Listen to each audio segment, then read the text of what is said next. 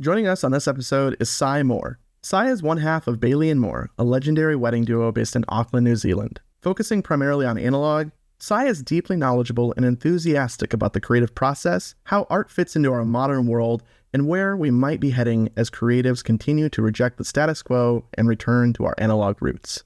I'm Kyle Wilson, and this is The Photographer's Problem.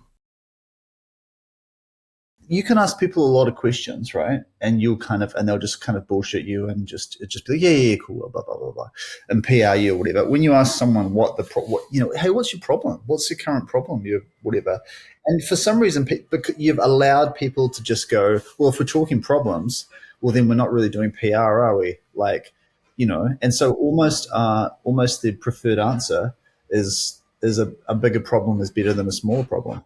And you get some people telling you there's some pretty solid problems. Yeah. Well, I mean, we could literally just dive right into that. What's your problem, Cy?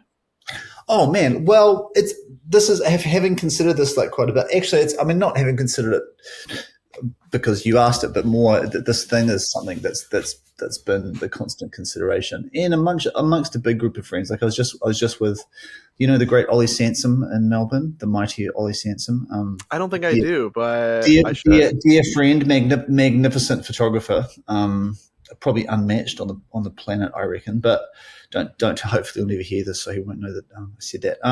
I'll send it to him directly for sure. No, I just always talking about this futurist idea around, what happens to all the social platforms.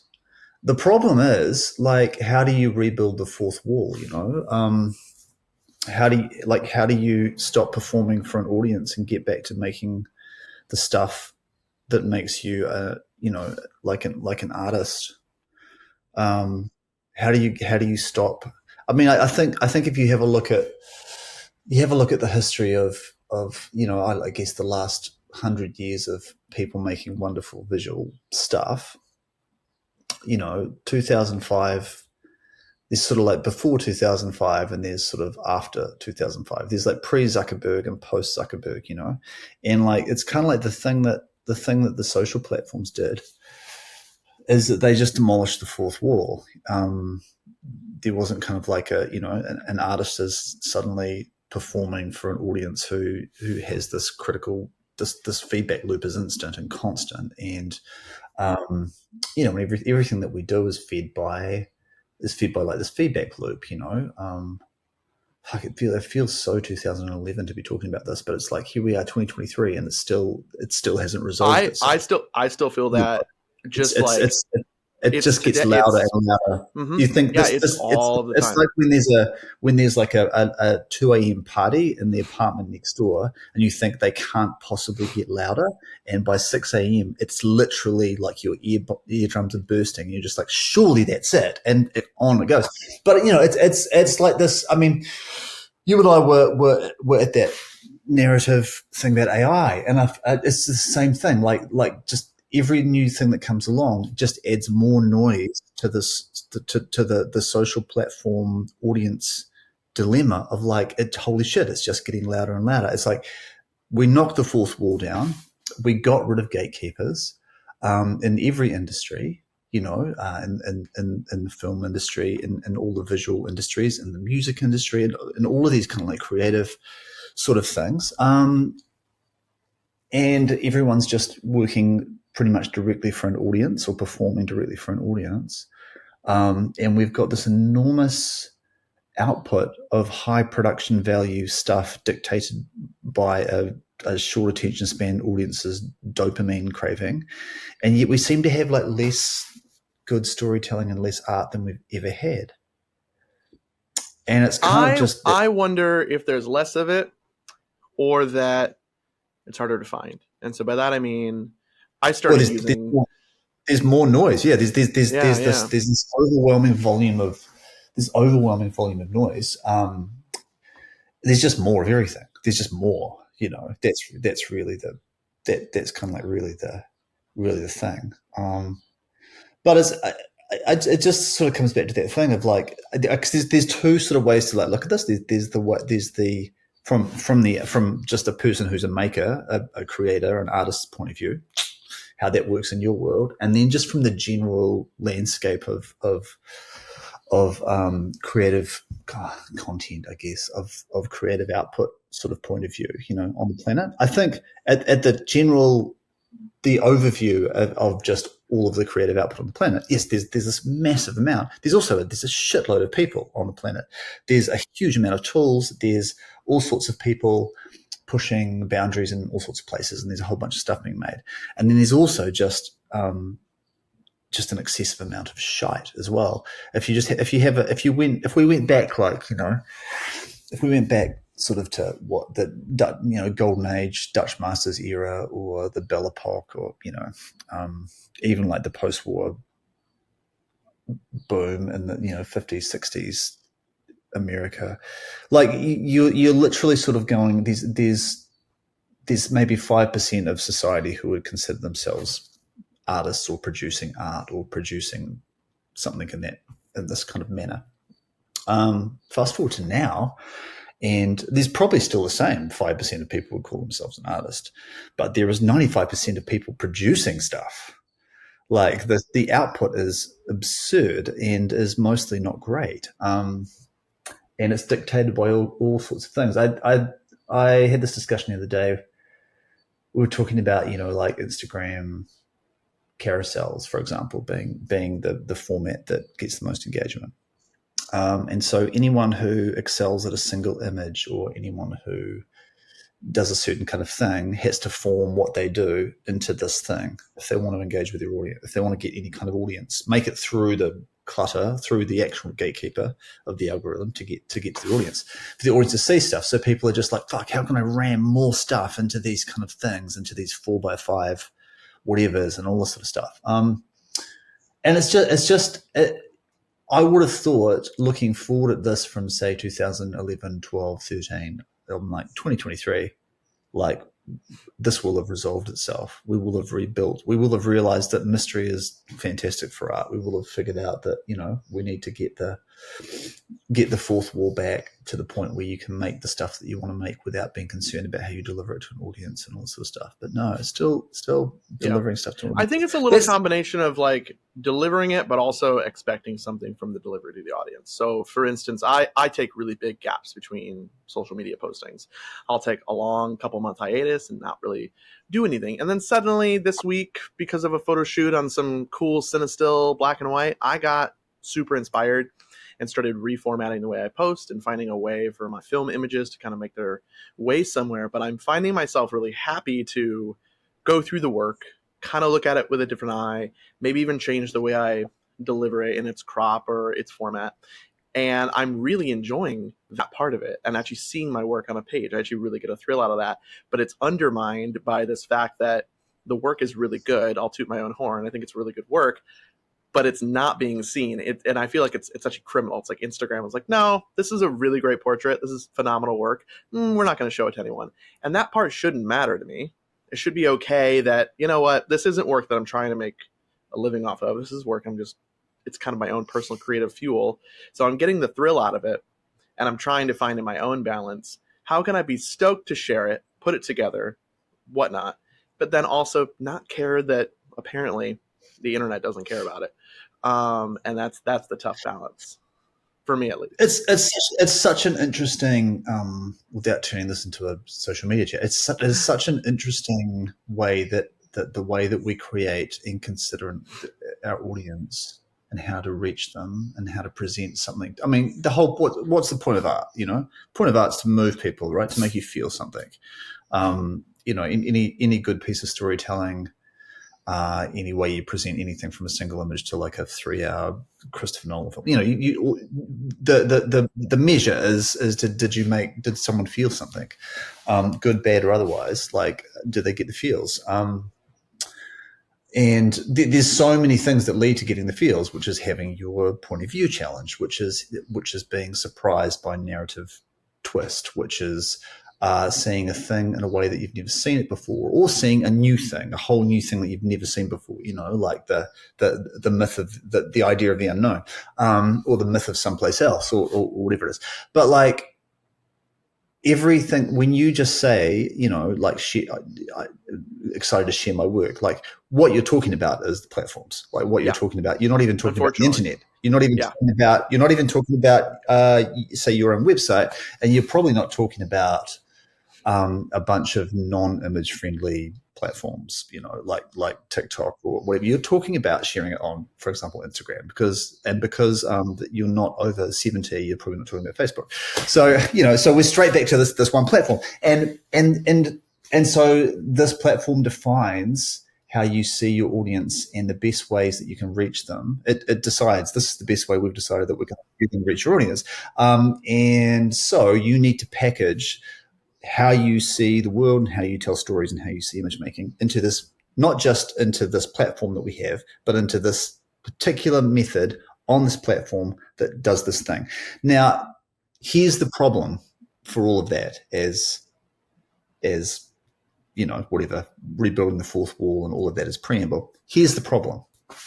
All these platforms are only ever one thing away from not existing.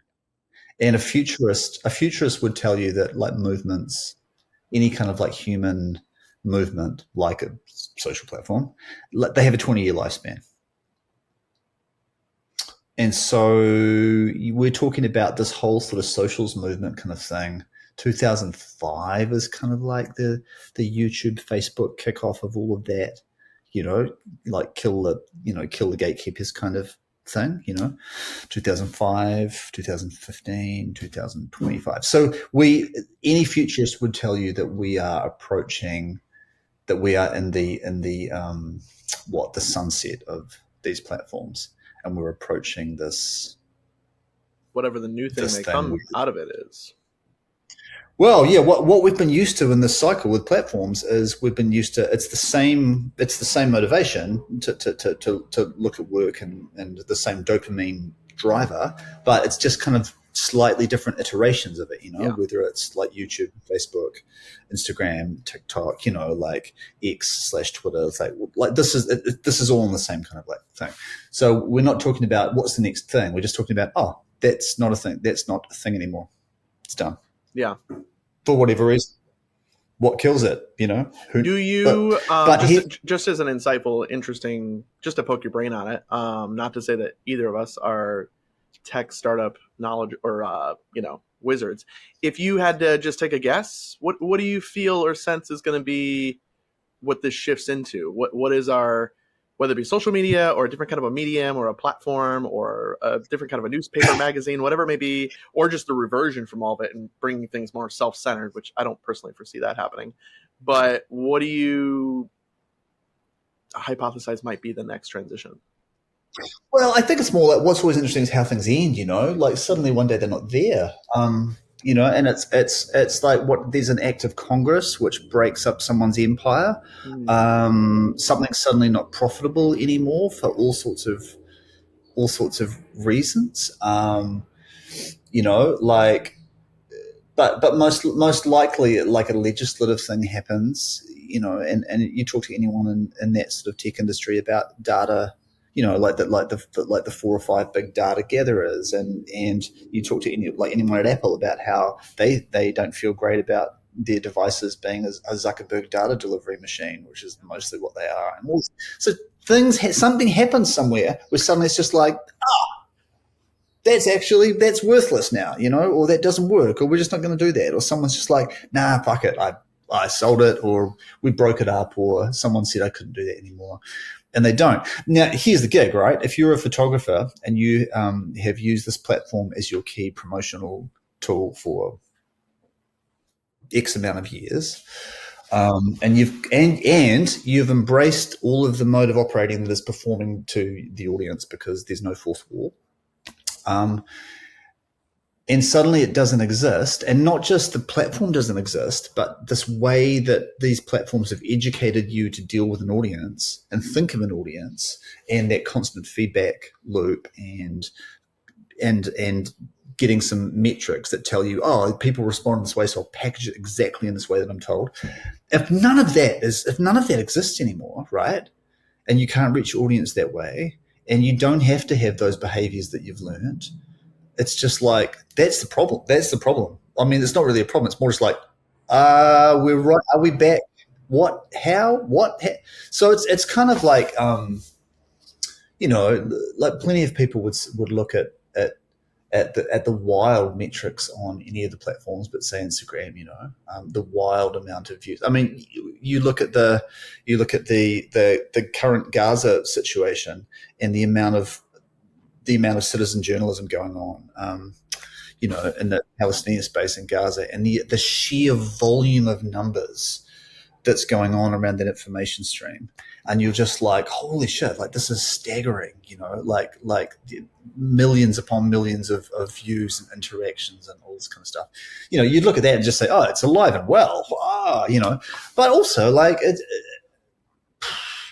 fast forward to like an act of Congress and someone pulling the plug on a thing. Yeah, I think new things tend to exist from, like, new things come out of a vacuum. So if we'll just go back. MySpace closes down, shuts it down, starts to die. Boom, Facebook enters the scene, and so like I foresee, I know things do run in this 20-year cycle, but I also just don't know that I read a lot about or hear a lot about people that say, oh, they're going to things start to shift. With AI, generative AI coming up, film stock is selling more. And if Instagram were to have an act of Congress, I love that our podcast is on the move now. It's great. If Instagram had an act of Congress and disappeared, as much as the public still says, oh, I really want to create differently, see things differently, I think the general large numbers of it, there will always be something there that's going to come in and take its place. And unfortunately, probably just repackage the same bullshit back under a new name with new fancy terminology, and it's the same thing. And so I guess maybe my pragmatism says now this is probably just going to be like this forever. But I could be incorrect, of course, too. Yeah, but also nothing's forever. Nothing's forever. Nothing's forever. That's kind of like, if ever there was a rule around it all, nothing's forever. But the bigger question, the bigger problem is just like, well, who is your audience? How do you reach them? How does your audience receive stuff? And what's your natural game with communicating that stuff to your audience? Like, if you could tell a story in any way possible, how do you tell it? If you could present imagery that you love and that you naturally excel at making in a certain way, in any way possible, what does that look like? Who exactly is the sort of person who loves the stuff that you make, and how would they prefer to get it? Well, tell me this about your work. Like, so what's you're not. what's the thing that moves? Tell me this about your work. You're not exceptionally. You're not like a big followed. You have 8,000 followers, something like that. Neither of us are. Sitting six. And our wedding channel's kind of got 11,000 followers. Yeah. Which in the scheme of things isn't huge. But do you feel that social media? Do you feel that your platforms, Instagram or otherwise, are dictators for the work that you tend to get or produce or make or pay your bills with? Do you think it's like, is that a mains for you, or is it more that your work is just so good and the connections you make in real life with real human interaction provide you the next connection, the next thing, and next piece where your art's going to go? Yeah, I think if you even zoomed out from that, you'd just sort of go, how many connections do you need a year to make a living? Yeah. Right. And not just a living, like, but the kind of living that you want to make. So like, and with making work for the kind of people that you want to make that work for. So like, if you want to shoot, I mean, if you're in the people in love game, shooting people in love, then, probably an average of shooting once a week throughout the year is a good load without basically burning out. If you want to do this a long time with longevity and not be crushed. And so you need to turn the heads of 50 people who are your kind of people. You need 50 fans a year who say, I'll back you to tell my story. That's what you need. Yeah. So you need to make 50 connections a year. And some people, sort of can reach those 50 people exactly. And some people broadcast to 200,000. and reach those 50 people. There's sort of, but that's kind of like the bottom way. If there was a more efficient way, if I offered you an efficient way to reach 50 people, here's a little leaf just here. If I offered you an efficient way to reach 50 people, that means you didn't have to do all the other sort of stuff. You'd take it. You'd just be like, oh, hell's yeah, But then also there's lots of other reasons for having an audience, like an audience. If you have a look at the followers that most photographers have, on their channels, the majority of their followers have the word photographer after their name.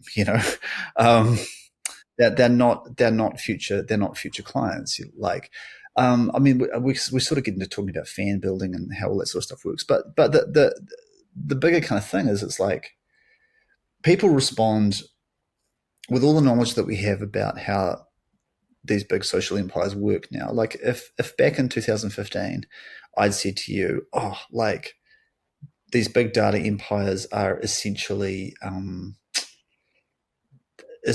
evil. Harvest your data, do a bunch of stuff, have figured out how to weaponize device addiction in all sorts of very brilliant ways, to maintain blah, blah, blah, blah, blah, and sell your attention span as a product. You sort of go, nah, that's pretty conspiracy. These days, like a 5-year-old on the street through to a 70-year-old will just be like, oh yeah, totally. Of course. Like, it's common knowledge completely. now. We totally see, yeah. We see how it goes now. We totally see how it goes. We're all still using it though. That hasn't affected which just goes to say how brilliant the addiction is. I can hate capitalism but still buy an iPhone because, well, I like my iPhone. Yeah, it's like, because you're crazy not to, right? There's nothing sort of beyond that. But, like increasingly people are just like, we're kind of aware that this is a bad thing. And so there's so many red flags around the stuff. Like a bunch of the couples, that I shoot, like, for example, having a massive Instagram following is a red flag. Because if you're someone who's, for example, is not into the idea, you still participate, but you're really not into the idea of these huge data empires, right? Then someone who has been very successful at building an enormous following with a data empire is someone to be a little suspicious of. And then if what we do is we shoot beautiful, intimate love stories, and someone's concerned that, you're going to monetize their beautiful, intimate love stories by sharing them with an enormous audience, it pretty quickly, if you're in that headspace, you're just like, actually, that's yeah. And Ollie and I were talking a little while ago about this idea that, like, the 50 best photographers, the 50 most interesting photographers in the world, we don't know about, because the kind of people that they shoot for, who are really interesting people as well, don't want to have anything to do with, this whole sort of stuff. So that's kind of like the range of stuff about thinking about, is your audience, like, as photographers, we are so programmed into sharing on these platforms, but you're just sort of like, no, I mean, is your audience into that, or is your audience into a whole other kind of thing? You have a think about, like, so many of the pioneers of our craft, like Saul Leiter, is a great example, like, so how would his work have operated and worked in this kind of sphere, and would he have gone on and produced the work that he produced long term in his career, if there was if the fourth wall didn't exist, if the audience was there's a chance that he may have just blended into the noise, which is the unfortunate part, is that so much or would have been shaped by the audience. And I mean, this is always the question about art and audience, does the artist shape the audience, does the audience shape the artist? And that's why gatekeepers have been such a brilliant and important part of. You ever think about all the great music industry stories of a manager or a an A&R guy or a producer just believing really strongly in an artist or in an album or in a certain bunch of songs or something, and they've just met constant barriers all the way from people saying the audience will hate this, or whatever. And they champion it. They're the only one championing it, and they get it through. And suddenly, it's just like, whoa, we changed the audience. In fact, this was a key moment. Like, we educated the audience. And it's the same kind of thing of blindly following a metric of success, which is engagement, or which is the audience loved it. It's like, what if the audience is stupid, or what if you're a year ahead? Or what if you're using it's sort of all these things that we miss out on. I'm not saying that the audience is stupid, but that we miss out on with our work because the metric is literally got to get booked, and then got to feel like the audience is engaging with me. I actually don't know why that's the thing. It's like, yeah, it's we don't have, like, when you say gatekeeping, we don't have the role of the tastemaker is gone. The tastemaker may have heard band after band after band, listening to them and saying, no, I'm not feeling this, until they heard that one band audition tape, whatever it may be, and really pushed hard for it. But now we don't have those tastemakers. Everyone is the tastemaker. Everyone has an opinion and everyone has a microphone. So we're all performers performing to performers. There's no more audience. It's all just a big circle now.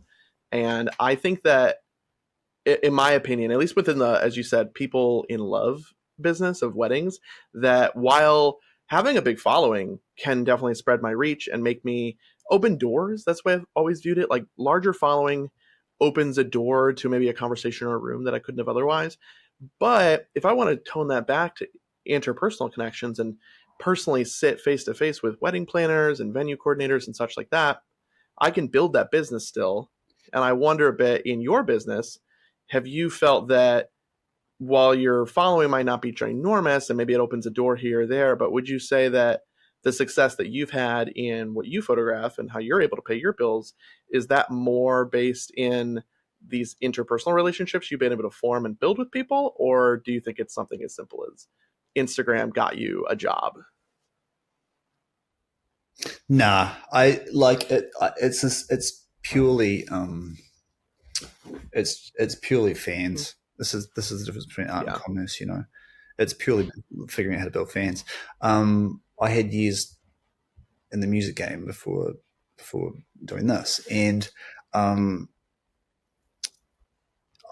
it's like if you think about the difference between how someone makes an economic decision versus how they make a sold out kind of fan decision.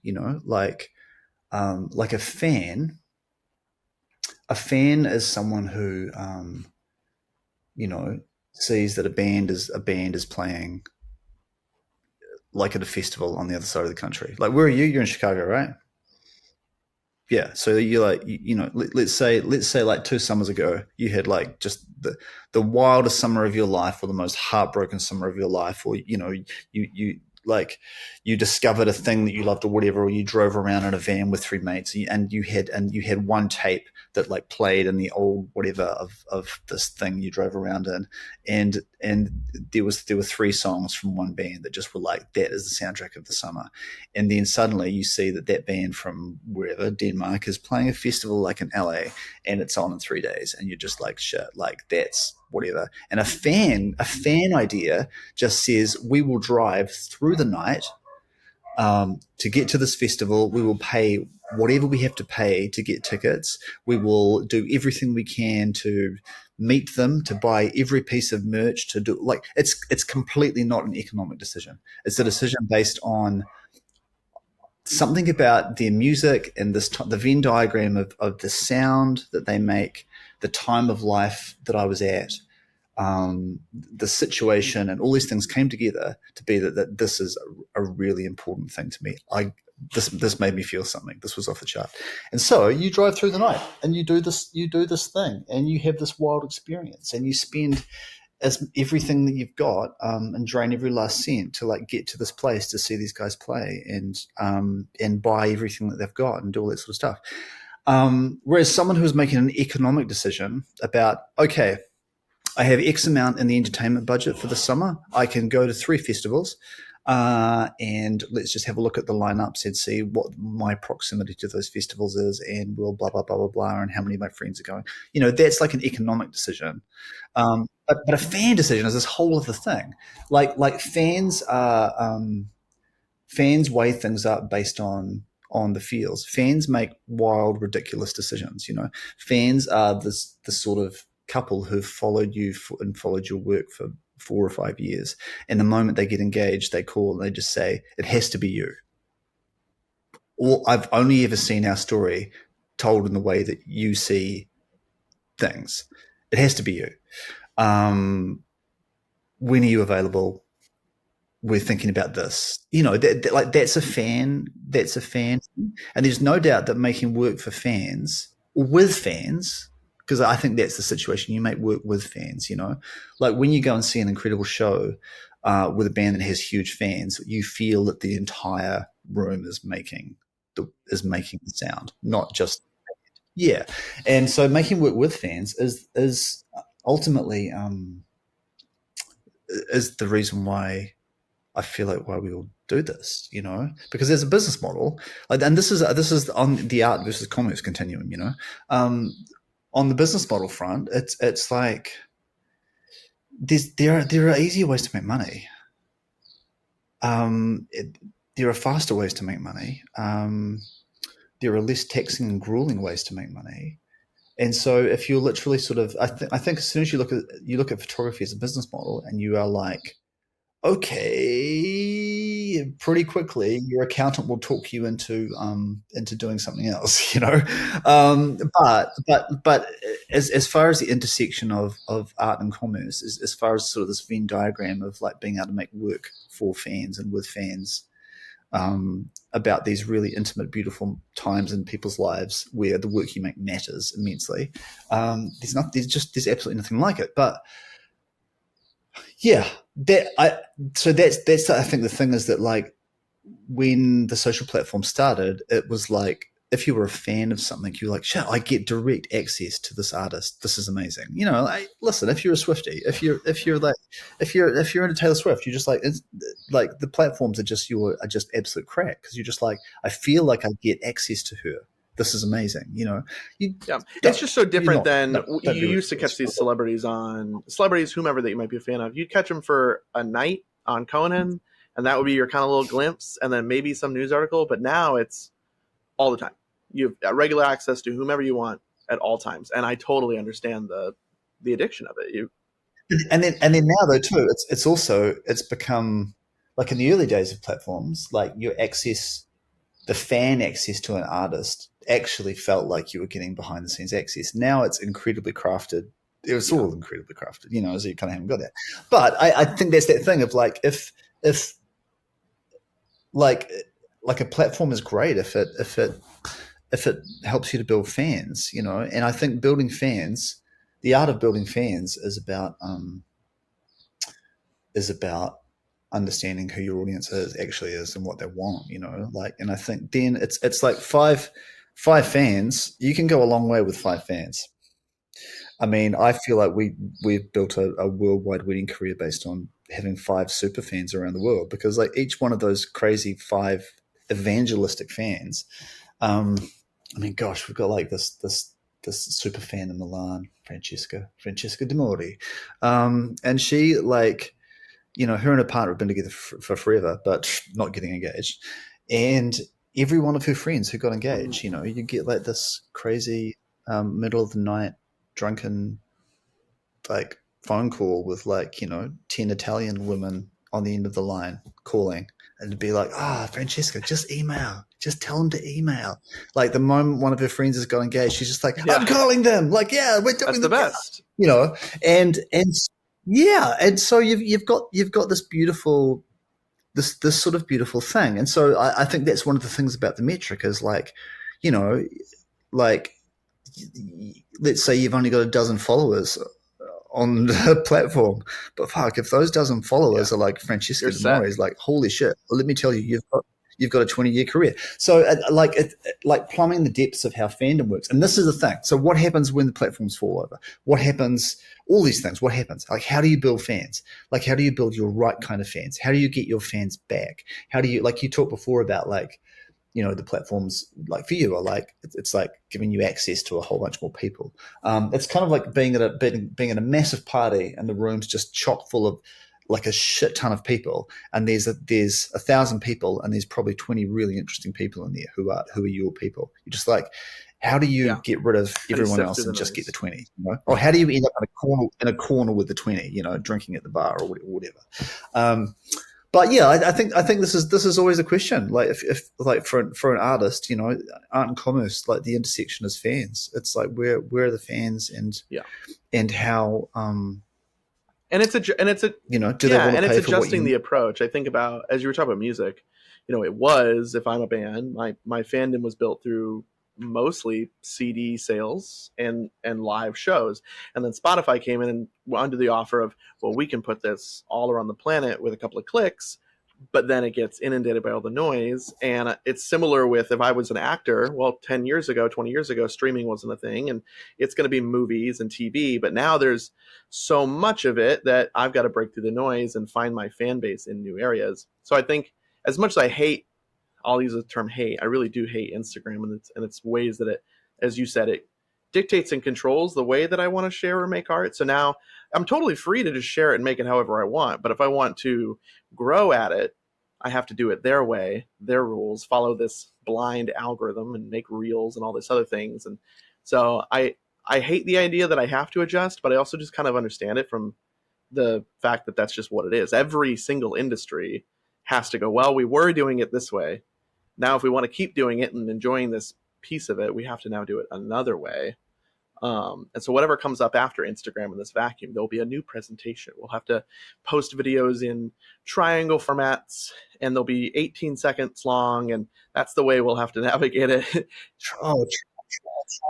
Triangle sense would be dreaming. I mean, it's to just devil's advocate to my own problem, which I remember just back to the problem really is like how to rebuild the fourth wall. As a maker, as someone who like sits here thinking, how do you shoot in the moment and do what you do without thinking about your audience, but thinking about like, is this the stuff that makes me feel like, and I think my whole point would always be that like, if you can figure that out, if you can rebuild the fourth wall, the kind of stuff that you'll make for yourself is the sort of stuff that, like if you want to make fans, you have to make work that people can be fans of. I've been quoted on that like 3,000 times, and sometimes it comes back to haunt me. But like that's literally the thing. Like if you want to make fans, you have to make work that people can be fans of. And people aren't fans. People don't jump in a lift and listen to some crazy shitty Christmas music and just be like, holy fuck, where can I get this album? If you're gonna put stuff out, I've said nothing to that exact similarity, but years in the past when I was hyper vigilant on Instagram and I was pretty spammy in the way that I was trying to build an audience, I would mention it to people, this is the way I do it, but it's only working because the photos are good. If I was putting out crappy content, none of these methods would work. You have to make work that's worth fans to be a fan of. And so I think that totally tracks. I don't know if you know UMO, but like, who is it? Like, who, UMO. Oh, yeah. Orchestra, I saw them this summer.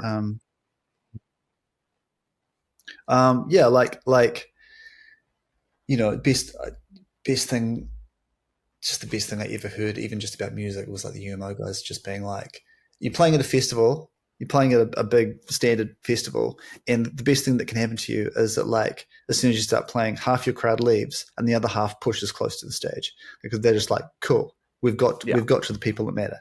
Here we go.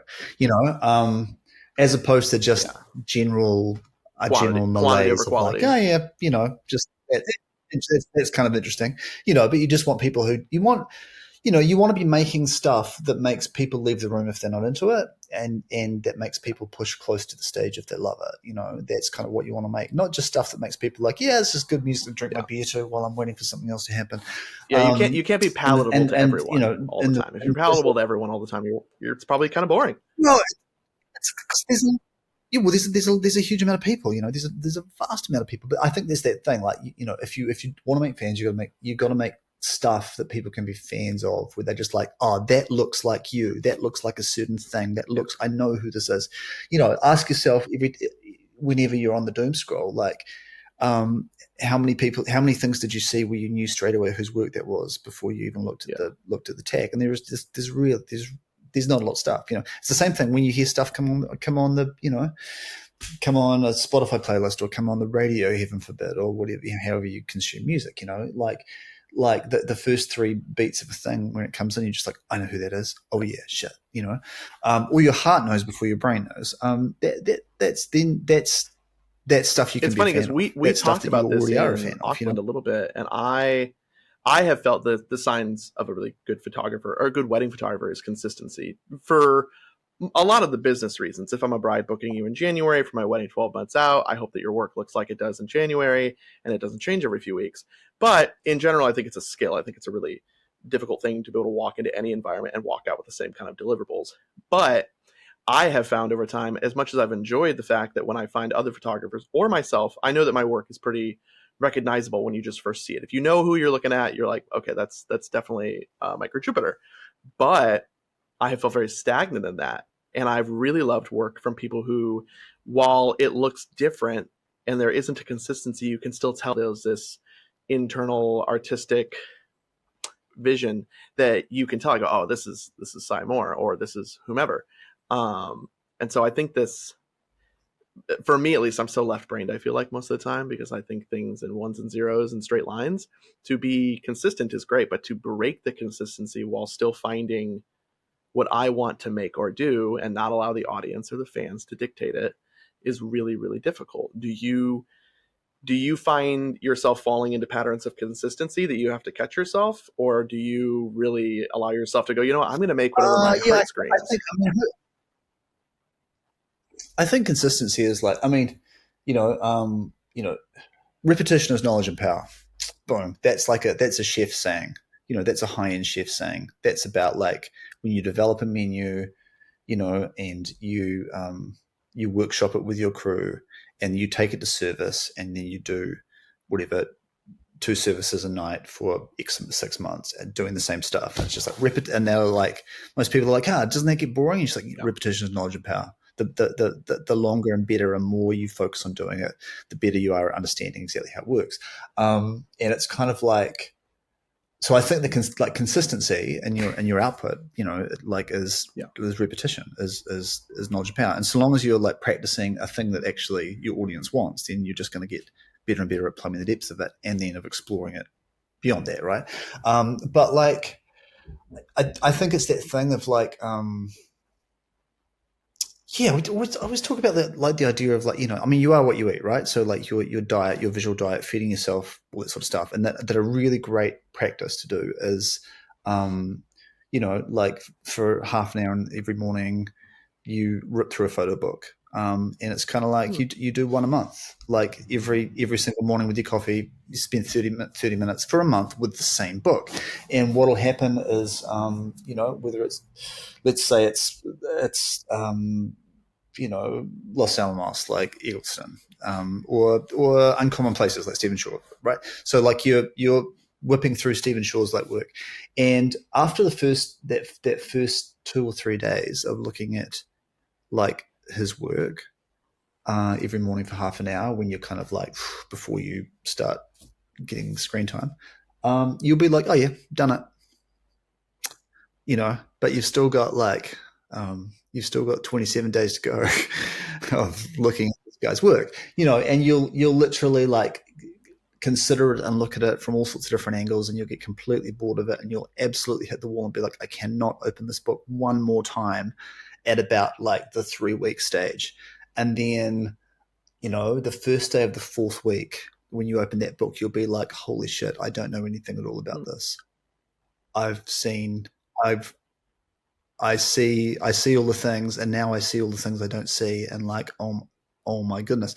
And there's a certain thing about as you practice a certain skill. Like when you're shooting personal work, I think often people are like, people who get stuck on personal work where they never really go out and shoot it are like, I'm looking for the grand project, which is the thing. It's like, no, you don't need a project. You just need a skill. You need a thing that you're trying to solve. You need a problem. You need a skill. You need a certain kind of light that you want to nail, that you've fluked and that you want to absolutely understand how it works.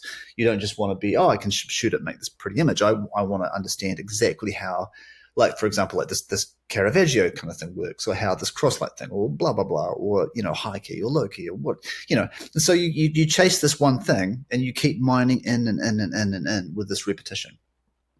And that's the thing that keeps you alive, but it's also the thing that means you can get super consistent, where you'd be like, I can find that light anywhere, any room on the planet, any time of day or night. I can reproduce this thing and I can do this thing. And I'm beginning to understand it. That's the consistency. But I think that drilling in on a certain thing, repetition is knowledge and power. That's the thing that gets you fans, because you're consistent, but you're moving in it. And someone who sees your obsession is on for the journey, right? Whereas general, like just a general consistency of being able to show up and get the same thing. Sometimes, right, what that means is you just go, I need to be consistent. How can I consistently be in a rut? And all my stories look the same. Yeah. That's laziness. That's literally like opening a restaurant and being like, what's the most consistent thing I can do that I know that I'm going to be able to pull off again and again. I mean, that's the reason I personally have wanted to shift further away from weddings, because I feel like if they weren't weddings, if they weren't an emotional thing, I could probably sleep at night by phoning in a little bit. But these are people who are trusting a really beautiful day, and I need to honor my clients. And if I'm just showing up and just kind of phoning it in while hitting my consistency, also not pushing any envelopes, well, I got other things I can do with my little short life. And so I think finding I would always, it's a pretty interesting point, because it's like, it's really the difference between consistency and a rut is really just whether it makes you feel like you're coming alive, or it makes you feel like you're dying. And a rut makes you feel like you're dying inside. And the feeling of consistency gives you a level of confidence when you walk through any door. You just go, I know how this goes.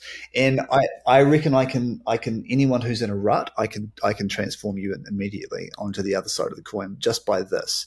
What the skill that you have as as someone who shoots people in love. I try and avoid saying the W word, because it's just literally a cultural and social minefield. But if your job is documenting love stories, documenting people in love, and how a celebration day of that goes, how a wedding day goes, for example. I said we'll bleep it out. Then. Yeah, the magic that you have, right, is not the way you can operate a camera, is not the way even that you see light. It's not the way that, you've got a good business model, or that you know how you present things. The magic that you have is that you can predict the future. Like if you've paid attention, and your job is not to take photos. Your job is to pay attention. That's what you fucking job as a wedding photographer is, pay attention. If you can pay attention, what everybody in that room, think of the first room you walk into on a wedding day. You rock up to a house and a bride's getting ready, or a bunch of guys are getting ready, or whatever. And think of everyone you see in that room, and you've got parents and family members and a dog and, a bunch of besties hanging out and, whatever. You can look at all those people and you can tell them exactly the experience that they're going to have in 4 hours' time. You can tell them how they're going to feel. You can tell them how their heart is going to explode or not explode. You can tell the dad who looks pretty grumpy right now because he's just really unsure about everything that's going on, or he's about to give his daughter away at the end of an aisle, if that's what they're doing. You can tell him, you can be like, I know what you're going to feel. I know where you're going to be when you feel it. I know the other characters in the play and how they're going to be reacting. You're the only one in the room who has the power to look into the future and be like, I know how this goes. And if you know how that goes, then you can start to tell a story based on your unique ability to see into the future. And that's your consistency is that. That's your consistency. You can see the story before it's happened. Yeah, there's a sense of knowing. Yeah, there's a sense of knowing. Now, some people, and if you know what's going to happen, you can create around it. And from that, yeah, and from that should come this confidence, which is like, oh yeah, cool. Well, I know, even if right now is not going my way, like the light shit, the people or whatever, that there's all sorts of stuff I'm dealing with, blah blah blah blah blah. You know how things are going to go where you can make a comeback, for example. Um, when you're going to make a connection with people. You know what you have to do to be on the inside of the door when they close the door. That's how you tell great stories. You're the person who's left in the room with the key players when they shut everyone else out. How do you build that trust and how do you build that confidence and that sort of stuff? But I think that's the difference between being in a rut and being, a consistent producer of really beautiful work. Is that you're not just going through the motions, but you understand like, I know how this story goes. I know how this plays out. And these people are incredibly interesting to me. There's that old saying that, like, if you want people to fall in love with your work, you need to fall in love with the people in your work. I think it's one of those, like, albeit being consistent, I suppose, and this is just my own myopic view, but I haven't been at square one of knowledge in something in a very long time. I'm so many squares into the knowledge pool of shooting weddings and knowing what's going to happen, or shooting people in love and knowing what's going to happen, that the idea of doing something else that breaks that consistency or breaks my ability to tell the future and know that this is going to be the outcome from this session, shoot, concept, idea, whatever, is probably a fear thing. And I don't know, that I'm probably speaking for me, but hopefully somebody connects with this too, that it's actually a fear thing of going, well, I know when I photograph a wedding, I'm going to kill it, but I don't know when I photograph XYZ, the outcome, because there aren't 675 of them in my history to lean upon and build confidence with. And so trying new things to break myself out of what feels like a rut or consistency is actually just like the now, what was the absence of fear is now the predominant force in the environment is, I'm afraid that I won't be able to do this. And so I think that sometimes, like, I don't feel in a rut, but I actually feel that I feel afraid, or afraid of the new task I'm going to give myself, new workload, new ideas. Will an audience connect with it? Do I like it? Will it come out the way that my tastes want them to? So that's the lane of inconsistency that I feel lately. Yeah, I mean, I feel like what you're talking about is that I mean, there's a confidence that comes from consistency, which can turn into swagger pretty quickly if you're not careful. And swaggers, whenever swagger walks into the room, it's not very helpful. But when confidence walks into the room, it's just like, everything's going to be okay. It's kind of like a different gig. But then also, like, creatively, the best work anyone ever produces, like when you feel like you're skating downstairs and just keeping your shit together, you'll look back on that work and be like, oh yeah, that changed everything for me. That was, I felt like I was pulling it off, but I was also like, shit, this could really just screw up here. And it's kind of like when you're at that great risk, the greatest of the risk versus reward kind of like situation. And so, like, you kind of need to figure out how you can get this Venn diagram of confidence and consistency going on, while at the same time feeling like you're exploring new territory. I mean, the one thing that stops you from walking around a corner in a city that you know really well is the fact that you know what's around the corner. And the reason why you walk around corners in strange cities in different parts of the planet is because you don't know what's around the corner, right? So that's the feeling of exploring things is incredible. And you've always got to feel like there's something around the corner that you're just like, I'm a little bit unsure of this. It's like if you've shoot on a new and different machine. You don't know what's around that corner. If you would usually shoot a couple of rolls of film at a wedding, shoot a whole wedding. I lean into that quite a bit. I'm shooting more film right now, and I told a friend today, I said, I could pretty quickly easily drop like $5,000 on my current inspiration of creativity, because I just want some medium format, and I want to shoot a bunch of different stuff. I want to break up the gear that I have now, because I just want to go see what new paintbrushes will do to this craft. And so I do like that. I like changing. I've shot full weddings on completely different camera systems just for the hell of it, because I wanted to mix it up and see what I got from those days. And it's neat to walk away from a day like that and have made new work that feels really, really great under completely new tools. And it's a sense of confidence there that you can do it under any circumstance. But Yeah. And what usually happens is you go, whoa, I put myself in the situation and I feel really challenged. And then slowly you just go, okay, how do I get back to me?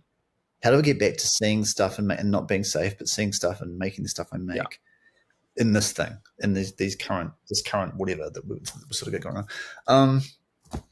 How do we end up We here? started with what's your This is problem, great. and it all connects. Yeah, I mean, and the problem is like just back to this thing, and I feel like the problem it always comes back to this conversation of like, who's your audience and how do you reach them? You know, and we got diverted on the socials thing, but it's like, you know, who is your audience and how do you get to them? And who is your audience? I mean, like, who is your audience who really matters? Who are the ones who hire you, who will be fans, who love the work that you make when no one's looking, you know? Yeah, the sort of people who are just like, I love this. I can stuff. feel like, it right oh now my from goodness, the micro size too. It's pretty interesting having been an avid social media poster for years, and I could tell you post a photo, you check your likes, you're like, oh yeah, I know these 25 people are going to like every photo I post. And just recently, having not really been a participant in that, and now posting just regularly, like this week, I'm starting to see new names that I've never seen before that come through every single image, and I go, okay, just this week alone from posting 6 pictures, I've gathered 4, 5, 10, 15 new human beings who give a crap about my work. And I can see it from my little tiny micro level that it builds from there. And so I am always torn between, I don't want external validation to be the motivating factor for the work that I do, but I also really sleep well at night with external validation because it fuels my confidence. And so it's this tough spot between the two. Yeah, I would never be afraid of, from the audience point of view. I would never be talking about the audience. I would never be afraid of acknowledging that, like validation is in this, like a manager, a brilliant manager for an old band of mine, like Ryan Gentles. He's like, always be suspicious of the band who doesn't go on tour. And there are bands and artists who don't tour, right? They make the stuff and they plug it out. He's just like, always be suspicious because, like, yeah, what is that? That's not a regular whatever. He's like, art needs the feeling of a full stadium. Art needs the feeling of people who saw it and they felt the same thing that you felt. Art needs the fuel of people's hearts coming alive.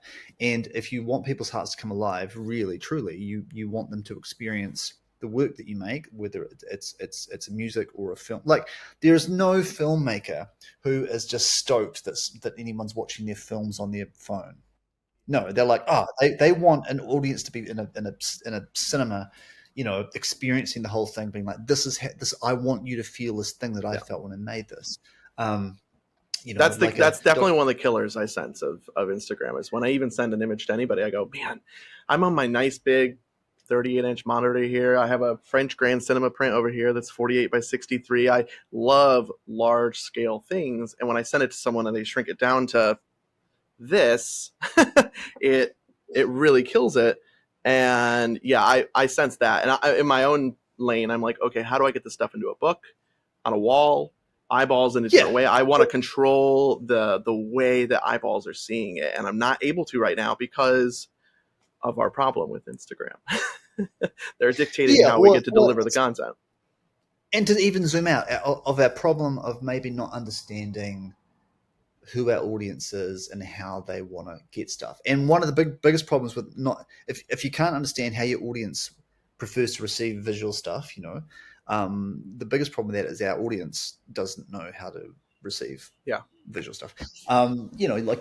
We do heaps of like massive prints, not massive prints, but like our standard like Rolleiflex print is like 750 millimeter square. I don't know what that is in American speak. We call them freedom units here. I don't know how many 750 millimeters is how many freedoms is that? Yeah, but it's a big wall dominating size, and you have this wonderful experience when people see a print that big when they're used to seeing screens, and they get that delivered, and they're just like, oh my goodness, like, and they have this sort of mind blowing thing of like, that's right, it's like physical stuff or blah, blah. And this is not like an argument for physical stuff over screens necessarily, but it's just more like people like when you're just used to experiencing stuff through a screen, you've forgotten what it was like to read a beautiful offset print magazine. Unfold a big print. Even look at we do these little tiny. What if I've got any here? These little tiny like sort of proof printy kind of things as mood board sort of stuff. Constantly doing that sort of stuff, and there's hundreds of them everywhere. And anytime someone sort of comes into like into the office and sees a pile of them sitting there, or if we're on a shoot and we've just thrown a bunch down on a table or something like that, of things that you're into, just as a mood board rather than having it on your phone. Yeah.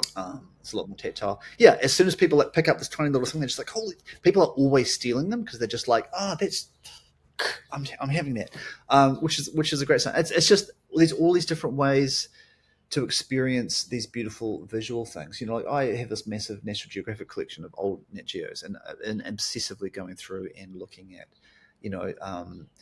at Kodachrome that's printed, in Ektachrome, like these beautiful film stocks that are printed in a certain way in Nat Geos, and you're just like, shit, look at these tones and look at this painterly kind of like stuff. But we talking about everything is a restriction. All these things I'm talking about are a restriction. These things are a canvas size. These things are an editor who said it has to be like this. If you have a think about medium format, 6x6 or 6x7 or 6x8 or 6x9, it's mostly going to be 6x6 or 6x7. You have a think about 35mm film and the aspect ratio it is. You have a think about the aspect ratio that's forced on you by whatever camera system that you use. Yeah. These are all the things where someone has decided that it has to be inside this. It has to go like this. Yeah. Ultimately, we're trying to take what our eyes can see of the world and in some restriction shrink it down into whatever we can, whatever format, whether that be medium format or 35mm or a print or a book or a screen. Like 50s, 60s, like that big publishing revolution in the US and in the Western world, that sort of post-war, when photographers started using, especially like sort of like 60s through to 70s, it was the big color revolution, and magazines started publishing like 35mm negative film, and suddenly it was just like, whoa, but this is like snapshot film that like people take photos of their kids at the beach on. Like, what the hell? We can't do this. That was like the big move. This probably even early 80s, the big move away from Ektachrome to just being like, sure, we can just publish anything, it's fine, Yeah. And everyone was just like, yeah, it's going to look terrible. But suddenly we developed this beautiful color focused painterly style. But still, you're restricted to this 35mm. This aspect ratio, 3:2, whatever it is, and we are just kind of like, and we educated ourselves as all of humanity educated ourselves that this is the frame that photographs happen in, Yeah. And we moved away from square to being this thing, and squares didn't reappear until Instagram. Suddenly it's just like, what is it? What hipstermatic, whatever that weird thing was that was the precursor to it. It was just like, why are things a square? Square's not natural. It's just like, no. Squares are the most natural thing. Squares are the Hasselblad square, the Rolleiflex square. This 6x6 square is everything, So there's always been this restriction around the canvas size and what has to happen inside the canvas, but your audience, your specific audience, the audience who pays the bills for you, and the audience who becomes fans of yours, and the audience who gives you the right kind of validation to keep going. The question is like, what's their preferred method? How would they see your work and go like, hell's yeah, and they become a super fan, and their preferred method more often than not is one of convenience. It's the phone is the convenient one for sure. Yeah, it's whatever the audience version is of the saying that the best camera in the world is the one you've got with you, and for an audience, the best way to view your work is whichever way is in front of them. Yeah, and that used to be a magazine. It may have one time been a gallery.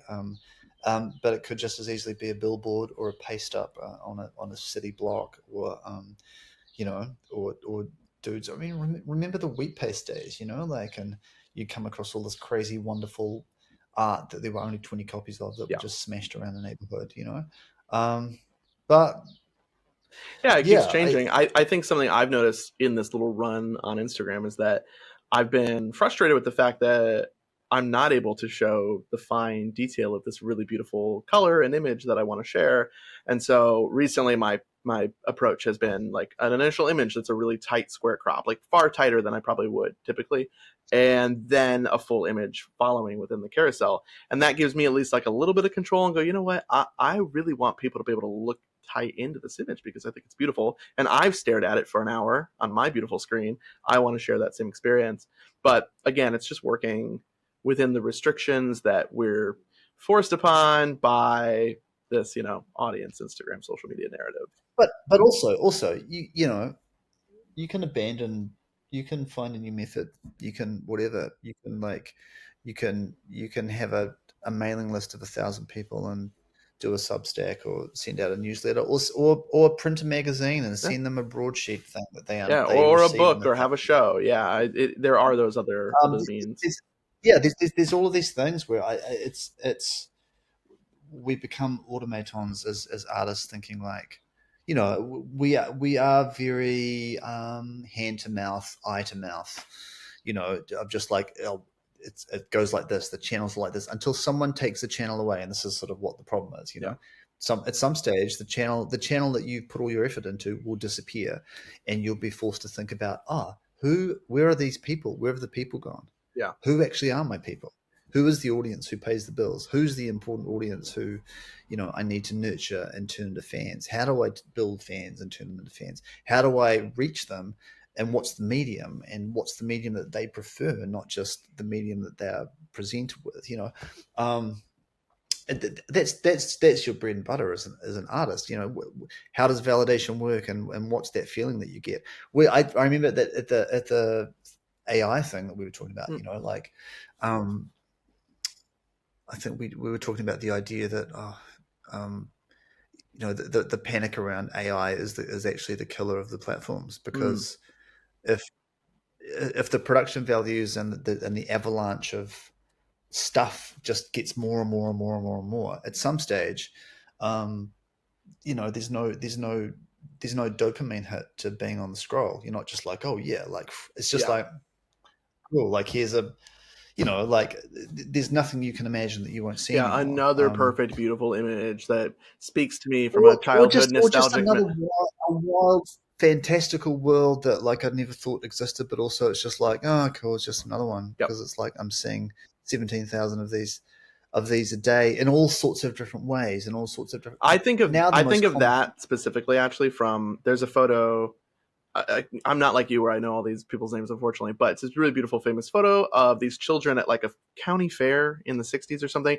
And it's a room full of just ecstatic kids watching a puppet show.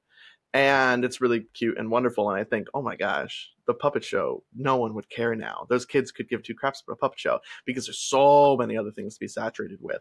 And so similar, we might have seen one image of yours 25 years ago and been blown away by it. But now, because on my little doom scroll, I've seen something of that quality or emotion 6 times this morning already. It's just not doing it for me. And that does have a limitation, I believe, like what you're saying is with AI and what we talked about in that panel, of that the quality and the experience and the excitement of the thing that's in front of our face. There's just gonna be so much of it. It's all going to start to blend together. It's like who did that, like that brilliant, who's the director, the DP? Actually, there's like a Burberry campaign, and they were like, you've got like these 3 or 4 characters who drive out into the middle of a field, and they're running, and they kind of take flight, and they're just dancing. Oh, I know. I think you shared it. It's a beautiful campaign. And you see that you see the making of, and these huge cranes, and they've got these trained acrobat like crew, like learning to do these tumbles on these huge wires as these cranes swoop them across. And like I feel like the BTS of it is actually even more amazing than the finished product. You see what went into it. But yeah, like you look at the comments on a whole bunch of that stuff now, because this is only from a couple of years ago, and now it's just like, oh, it's AI. Yeah. And you're like, no, there was actually a whole crew of scaffolding and cranes and stuntmen in a field making this. And it's like, it's someone's just like, I can ignore that because it's AI. And you're like, well, I mean, you can ignore whatever you want, sure, but like it's also just like, I mean, it actually Yeah, made it's it. It's actually real. amazing. And so this is the gig. It's like if the AI situation means that we get this avalanche of fantastical, wonderful stuff, and you've seen enough of it that it just doesn't do it for you anymore, and you don't get a dopamine hit off the scroll, and then what you do is you don't open that app or you don't look at your phone anymore, and then it's not monetizable, and then it all falls over, and then we're back to what? Print some stuff and put it up on a wall at a gallery, I hope and so. we're back to doing. Well, yeah, but I think this is the thing. Like at some stage, at some stage these things fall over, and whatever comes after will fall over, and whatever comes after that will fall over. I mean, I'll be dead, but like at some stage when things fall over, you have to ask yourself who's my audience, Yeah. and do they matter? Why do they matter? How do I actually make some fans who can help me to, one, make a living, and two, feel satisfaction, satisfaction, validation, whatever term you want to put around it, but to feel satisfaction from making this stuff, and you'll have to consider that at some stage in your career. I think in everyone's career, at least once, they have to do a complete reinvention of how they reach their audience, and it's constantly happened from post-war right through till now. It's this constant like, oh, it all changed, oh, it all changed, oh, it all changed again. Who are the people? How do I find them? Who are the gatekeepers? How do I make fans? Oh, my fans changed, or like I changed, or I made some different stuff, or the method of delivery changed, or whatever. Yeah, and it feels like we're very close to another one of those where we all just go, oh, I built my business on this, and now it's not there anymore. And where are my people? And how do they want to see this stuff? Which hopefully leads to whenever you have to do that hopefully it leads to us making better work. Hopefully it leads to us being more considerate of who our audience is. Hopefully it leads to us getting a little bit sciencey on how fans work and why they love stuff and why they're obsessive about things, But all of this is just the same conversation on the art and commerce continuum, art, commerce, and how we're the constant or the Venn diagram of the two things. And some years you have beautiful overlap and some years you don't, and all this kind of stuff. But the people who don't win and the people who get left behind are the people who blindly sort of like follow along in the ditch that's been dug for them until one day the ditch is so deep they can't get out of it, or the ditch stops, or they're just like, or the ditch floods, or the ditch gets filled in, and they're just like, oh well, that was that. The fascination and interest of who your audience is and how you get to them in a way that makes a difference for you and for them. That's the story of art. That's the story of being a filmmaker. That's the story of being a band. That's the story of being a photographer, across the board. It's a story of being a wheat paste artist in 1997 on the streets of Chicago. Like, was it 97? I feel like it was later. Maybe it was later. Maybe like early 2000s, early aughts. Yeah, something like that. Because it had another little boom, like sort of 2000, sort of 10 years later. But there was definitely this vibe where it was like, oh yeah. Oh man, way. So I've taken enough of your time today. This has been so good. Really fantastic talking with you about this. I mean, we hung out for a couple hours in Auckland, and I really enjoyed it. And I think the way I described and we had a very, very good chicken katsu sandwich, like a life-changing chicken katsu had good sandwich. That. Also, a couple of great coffees. Which I love the Auckland culture that you guys get a second round of coffee. I'm a big fan of that. And we had a delightful time. When I left, I mentioned to someone, I said, man, Sai's just this beautiful human inside and out. Just the way you think and the way you see the world and the way you articulate your thoughts around whether it be commerce, but mostly art, is really fantastic. And I really appreciate your time today. Hey, it's been wonderful. And I hope we get to do it again very soon. Yeah, that'd be great. Next time in person, we'll get a couple coffees and a chicken katsu sandwich. Oh, can't wait.